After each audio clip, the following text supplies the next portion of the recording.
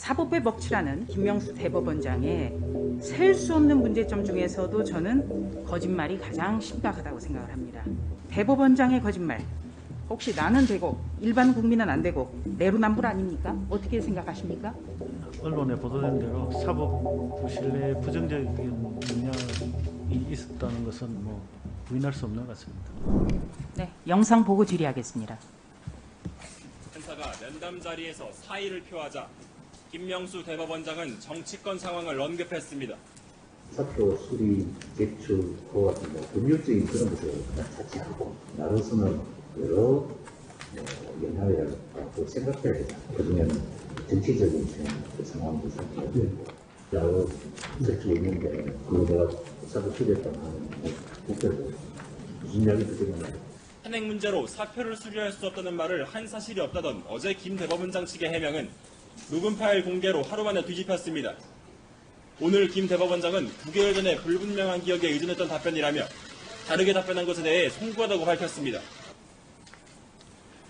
단도직입적으로 김명수 대법원장은 조국 씨와 함께 문재인 정권의 내로남불, 위선의 상징이라고 저는 생각을 합니다.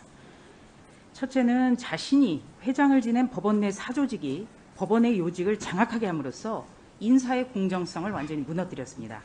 둘째는 법관 탄핵을 추진하다가 여당에 잘 보이려고 후배 판사의 사표 수리를 거부해서 법원의 독립성, 삼권 분립의 정신을 훼손했습니다. 특히 잠시 비난을 모면하겠다고 거짓말 늘어났다가 저렇게 들통이 났습니다.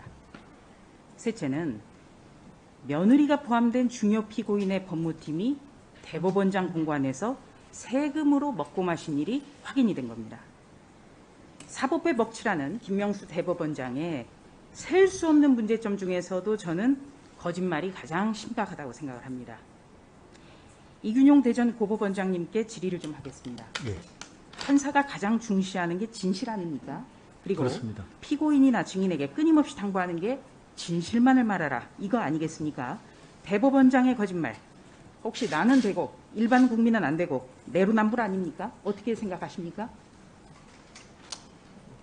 언론에 보도된 대로 사법부 신뢰에 부정적인 영향이 있었다는 것은 뭐 부인할 수 없는 것 같습니다. 네, 고맙습니다. 이균용 대전 고법원장님은 올 2월 취임식에서 법원의 신뢰 하락, 조롱거리 전락 등 재판의 권위와 신뢰가 무너져 참담한 심정이라는 말씀하셨습니다. 맞죠? 예. 예.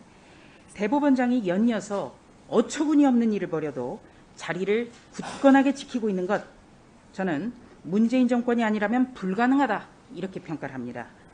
일선 법관들이 대법원장을 존경하고 신뢰하고 믿고 따르고 있다고 보십니까? 정확하게는 잘 모르겠습니다. 아마 언론에서는 뭐 부정적으로 그렇게 보도되고 있는 것으로 저도 알고 있습니다. 네. 언론이 없는 사실을 보도하나요? 주로? 네. 어려운 질문 드렸습니다. PPT 좀 띄워주시죠.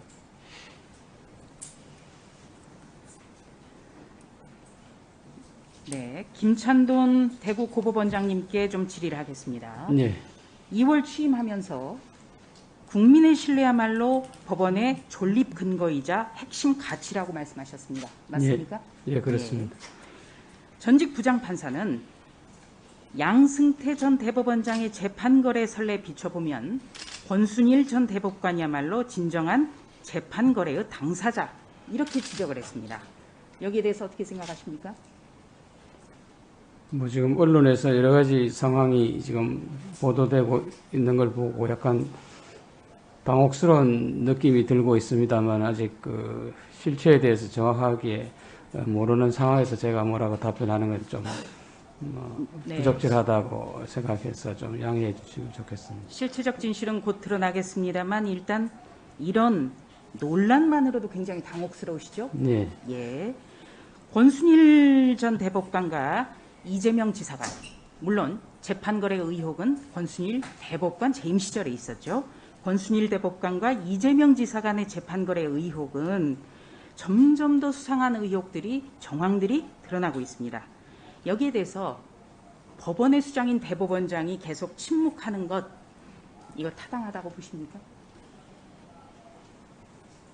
네, 뭐 대법원장님 의견에 대해서 제가 뭐라고 하는 건 좀 예, 적절치 어려운 질문을 않아서. 드렸어요. 예. 왜냐하면 이런 논란 자체, 이런 것이 보도되는 것 자체가 굉장히 곤혹스럽고 일선에서는 당혹스럽다는 말씀하셨는데 네. 여기에 대해서 대법원장은 계속 침묵을 하고 있습니다. 이번에는 황병아 광주 고법원장께 좀 질의하겠습니다. 2월 취임하시면서 법원이 국민 신뢰를 얻기 위해서 가장 중요한 요소는 공정한 재판이라고 말씀하셨습니다. 맞습니까? 예, 그렇습니다. 네.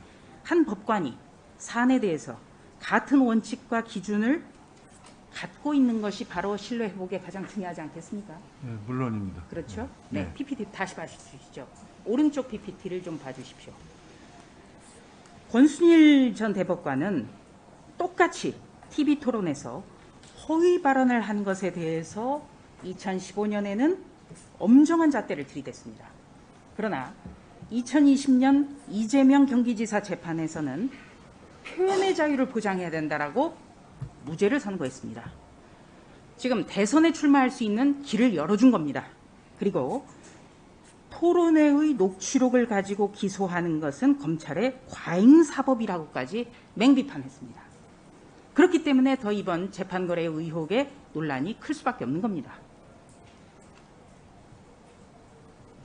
김명수 대법원장 취임 이후에 벌어지고 있는 이 내로남불, 위선, 호드 인사, 여기에 대법관의 이재명 지사 구하기 재판거래 의혹으로 법원에 대한 신뢰는 더 무너졌다. 저는 이렇게 평가를 합니다. 이게 굉장히 좀 안타까운 일입니다.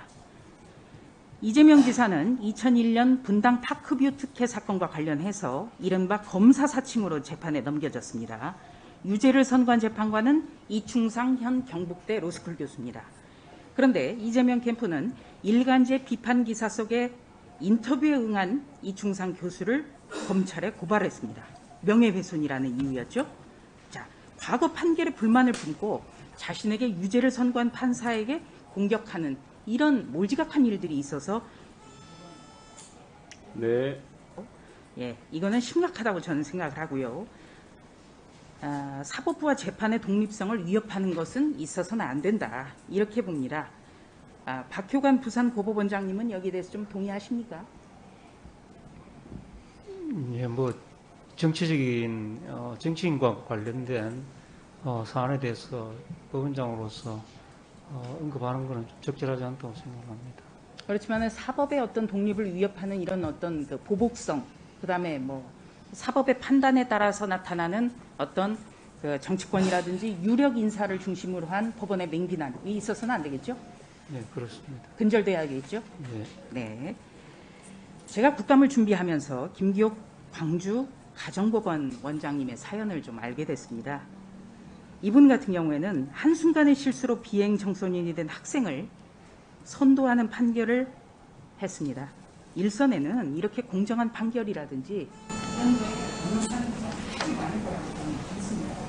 지금 여러 가지 어려운 시기에 여기 계신 부원장님의 역할이 어느 때보다 중요하다고 생각합니다. 네, 수고하셨습니다.